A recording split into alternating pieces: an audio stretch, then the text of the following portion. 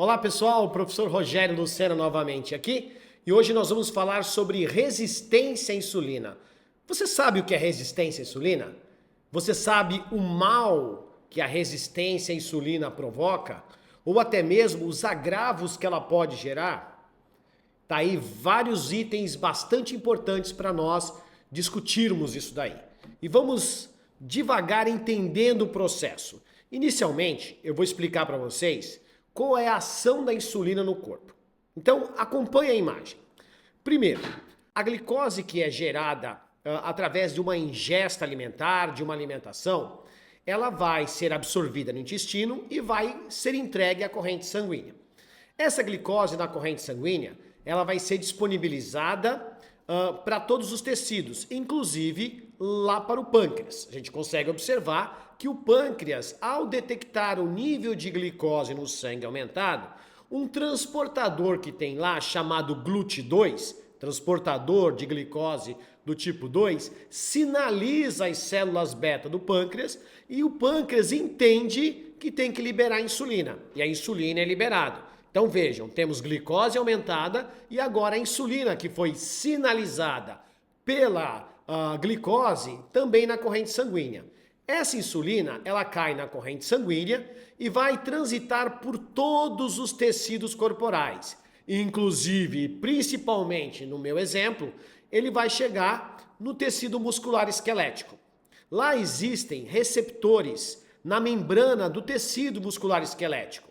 Receptores esse que vão interagir com a insulina, porque a insulina é um hormônio não esteroidal, um hormônio feito à base de proteína, por isso ele precisa se conectar fora da membrana da célula e ao entrar em contato a insulina com esse receptor, ele libera transportadores, agora chamado de GLUT4, para que vá até a membrana da célula e o açúcar que estava em grande quantidade da refeição que nós fizemos, começa a entrar no tecido.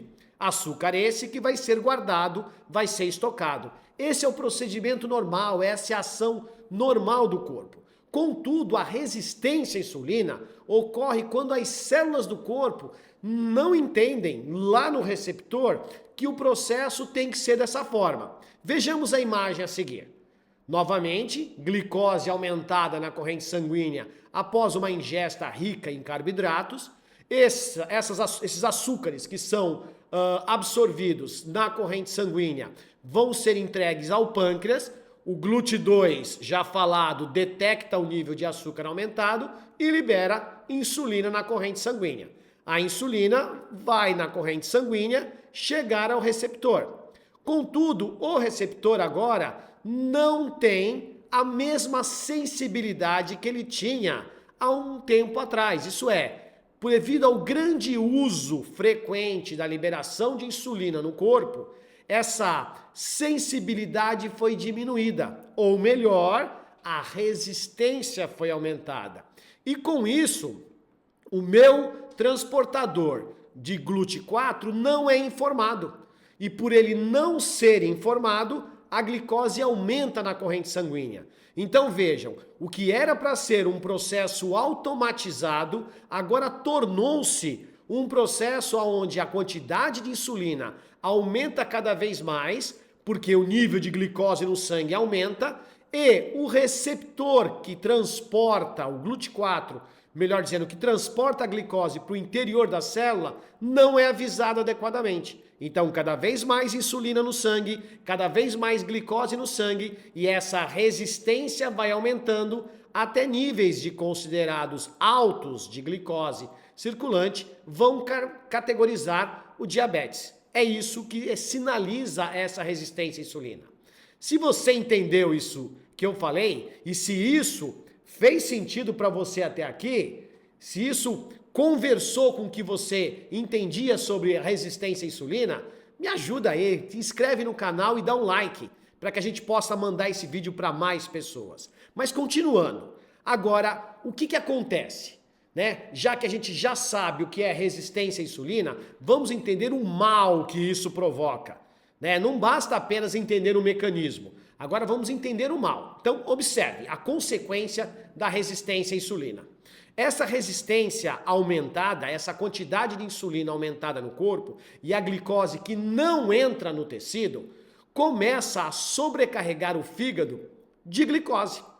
E o fígado começa a aumentar a sua absorção e fazer dois processos.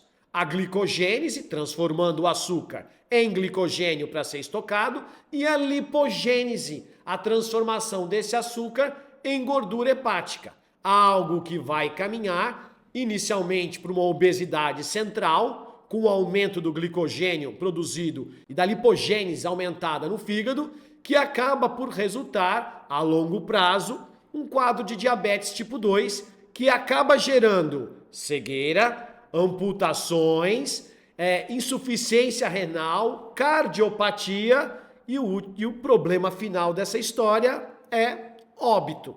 Na maioria das vezes, o resultado final é óbito. A literatura ela é muito clara em relação a isso.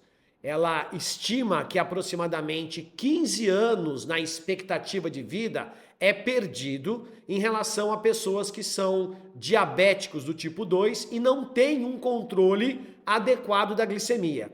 E eu sempre falo para os meus alunos na sala, o grande problema não são os 15 anos a menos, claro que ele faz falta, mas, acima de tudo, como serão os anos que antecedem a esse óbito, com cegueira, com amputação, com cardiopatia, com insuficiência renal. Os agravos dessa doença degenerativa provocam danos assim muito grandes.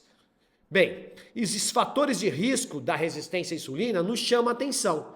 E a gente pode ver que a idade e a genética acaba sendo um fator bastante relevante. A prevalência aumenta com a idade, então à medida que se envelhece, maior é o risco de tornar-se diabético em função da resistência à insulina. E parece lógico, se um tecido trabalhou por décadas e décadas sobrecarregado de açúcares e agora não funciona adequadamente, a idade é um fator a ser ponderado. A genética também, isso é, o pacote que eu trago do meu pai, da minha mãe, dos meus avós, é um fator também de interferência significativa. Outro fator é a obesidade abdominal. No Brasil, ela tem alcançado índices alarmantes. 25% da população adulta já é considerada obesa.